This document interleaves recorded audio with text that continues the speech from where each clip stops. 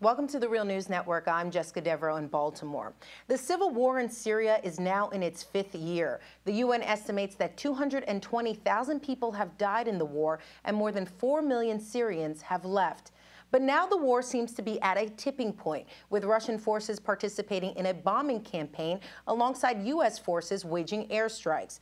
The Russians say that they are specifically targeting ISIS forces, while the United States says that in reality, Russia's campaign is harming Western-backed so-called moderate Syrian rebel forces. Here to help us get beyond this fog of war and make sense of all of this is our guest, Sami Ramadani. He's a sociology senior lecturer at London Metropolitan University. Thanks for joining us, Sami. You're welcome. So, Sami, let's get right into it. Is the American accusation that the Russians are only bombing non-ISIS anti-Assad forces accurate? I don't think it is, for a couple of reasons. ISIS is very anti-Russian. Amongst its fighters, there are people from Chechnya and so on, and so Russia has a deep-seated animosity towards ISIS, number one. Number two, the positions that Russia is bombing in Syria are merged positions because there is a cooperation on the ground between various armed groups. And the two main armed groups in Syria today, opposition armed groups, are ISIS and Al-Qaeda. Al-Qaeda in Syria is known as Jabhat al-Nusra, the al-Nusra Front, and these two organizations, these two military forces, control much of the areas that are outside of government controls. All the other armed groups have become diminished, much smaller, and most of them affiliated or went into an alliance with the Al-Qaeda, with Jabhat al-Nusra, and they formed a bloc called the Army of Conquest, the Jaysh al-Fatah. And some of these groups have been getting direct U.S. support.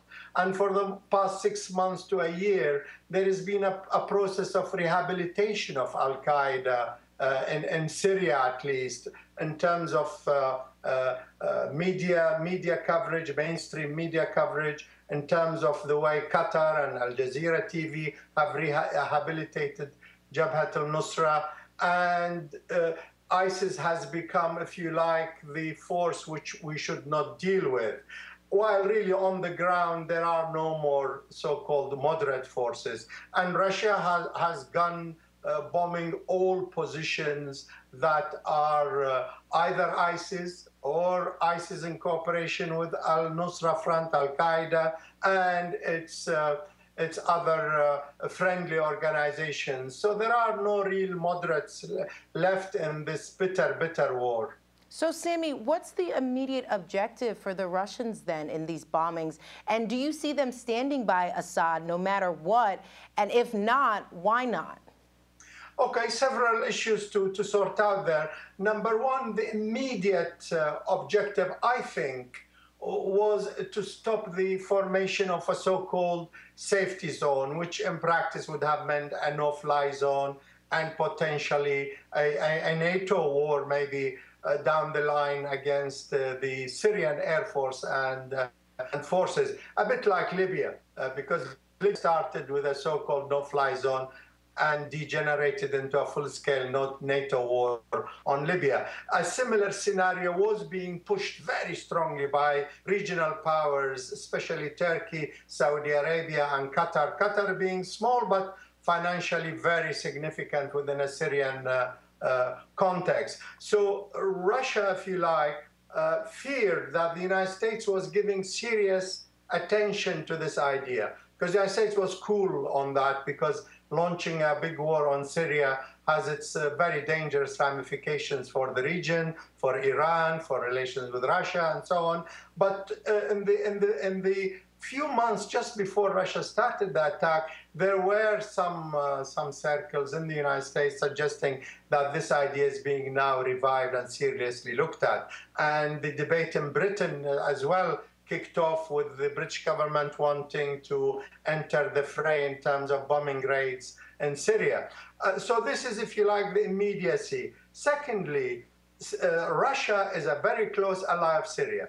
This alliance has been going on for several decades, from the old Soviet Union days, there's a formal treaty of friendship between Syria, Soviet Union, then obviously Syria and the Russian Federation, and there are specific clauses of military aid and cooperation in all spheres. So Syria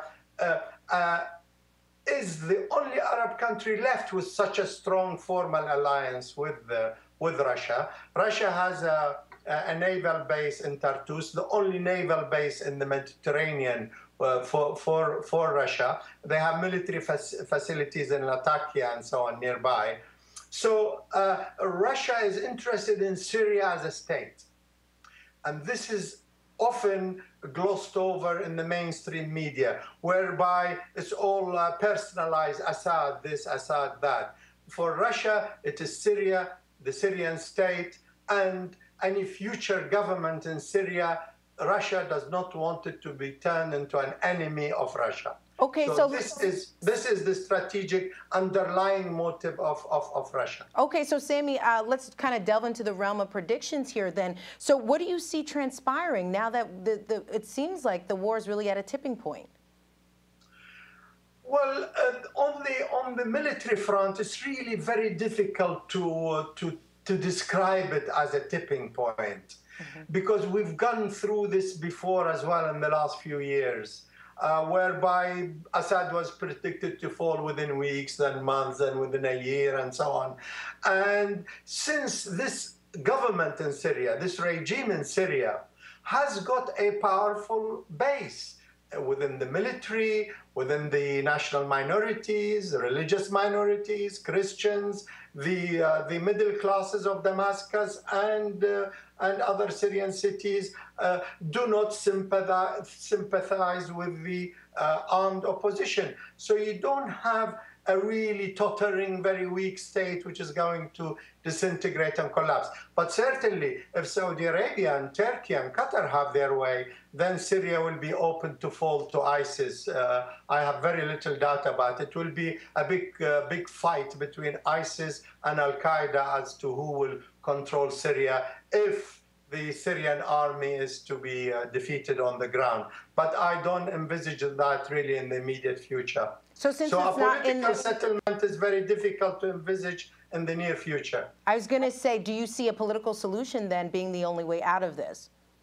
Political solution is the only way out of it. And if we want to look at the region itself, the two biggest stumbling blocks are Turkey and Saudi Arabia. And if you can add Qatar to that, you'll have a triangle there, especially Saudi, Turkey, who are adamant that Syria must fall and that it should become part of the sphere of influence of Saudi Arabia and Turkey, especially with the new king in Saudi Arabia who replaced the old king who died in January.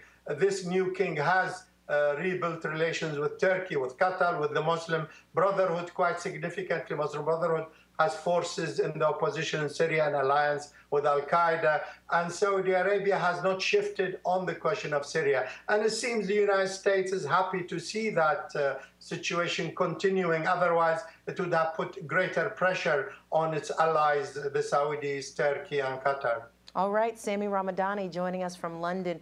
Thank you so much for being with us. You're most welcome. And thank you for joining us on the Real News Network.